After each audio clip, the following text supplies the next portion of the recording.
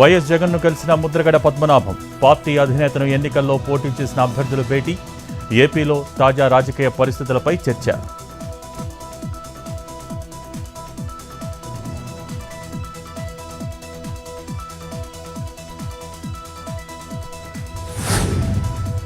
దేశంలో 35% ఫార్మా ఉత్పత్తులు తెలంగాణ నుంచే వెళ్తున్నాయి. ప్రతి ఏటా 50,000 కోట్ల విలువైన మందులు ఎగుమతి చేస్తున్నామన్న భట్టి. రాష్ట్రంలో ఏ పరిశ్రమకు ఎలాంటి సమస్య రానివ్వబోమన్న డిప్యూటీ సీఎం. ఇండస్ట్రీస్కు కరెంట్, నీటి సమస్యలు లేవని వ్యాఖ్యలు.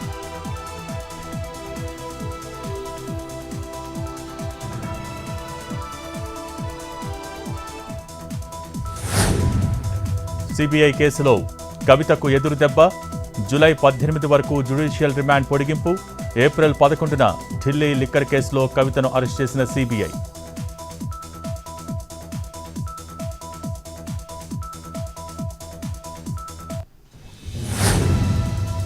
ప్రకాశం జిల్లా దొనకొండ మండల పరిషత్ ఆఫీస్ దగ్గర ఉద్రిక్తత. జెడ్పీ చైర్మన్, దర్శి ఎమ్మెల్యేను అడ్డుకున్న టీడీపీ శ్రేణులు. 3 ఏళ్ల నుంచి దొనకొండకు మంచినీరు ఇవ్వలేదంటూ నిరసన. ఆఫీస్ వద్దకు చేరుకున్న టీడీపీ, వైసీపీ కార్యకర్తలు. ఇరు వర్గాలను కట్టడి చేసిన పోలీసులు.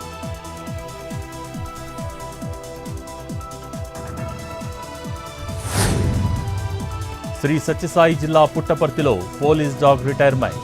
ప్రభుత్వ లాంఛనాలతో అధికారికంగా పదవీ విరమణ కార్యక్రమం. హ్యాండ్లర్ చెన్నప్పతో కలిసి సమర్థవంతంగా విధులు నిర్వహించిన శాండీ.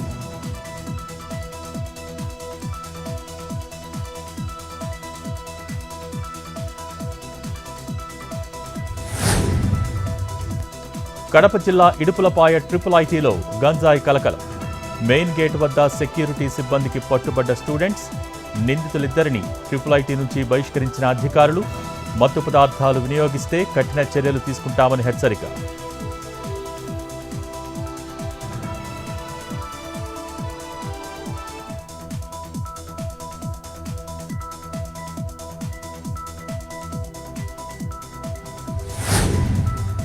నంద్యాల జిల్లా శ్రీశైలంలో బయటపడ్డ పురాతన విగ్రహం. శివలింగంపై 15వ శతాబ్దానికి చెందిన తెలుగు లిపి ఉన్నట్టు గుర్తింపు. మైసూరు ఆర్కియాలజీ అధికారుల ద్వారా సమాచారం నిర్ధారణ. యథాశక్తిగా పూజలు చేసిన భక్తులు.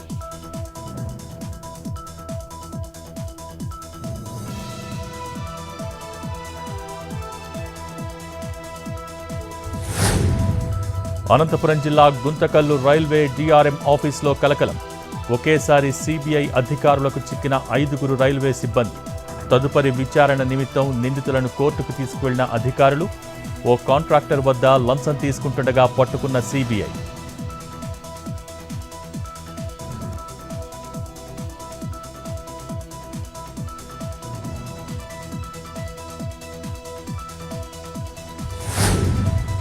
కడప జిల్లా బైనపల్లి ఆంజనేయ స్వామి దేవస్థానంలో చోరీ. 5.5 లక్షల విలువ చేసే స్వామివారి వెండి వస్తువులు అపహరణ. దొంగల కోసం గాలిస్తున్న బద్వేల్ రూరల్ పోలీసులు.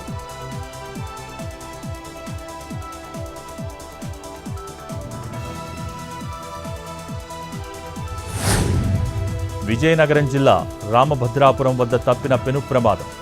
అదుపు తప్పి రోడ్డు పక్కకు వెళ్లిన ఆర్టీసీ బస్సు. బైకును తప్పించే క్రమంలో సడన్ బ్రేక్ వేయటంతో ప్రమాదం.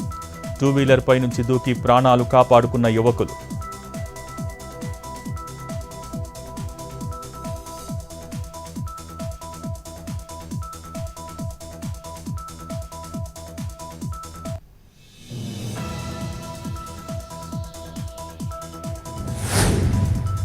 హైదరాబాద్ మణికొండలో దారుణం. ఉద్యోగం పేరుతో యువతిపై యువకుడి అత్యాచార యత్నం. జాబ్ కోసం స్నేహితురాలిచ్చిన నెంబర్కి కాల్ చేసిన బాధితురాలు. అసభ్యకర మెసేజ్లు, కాల్స్ చేసి యువతకి వేధింపులు.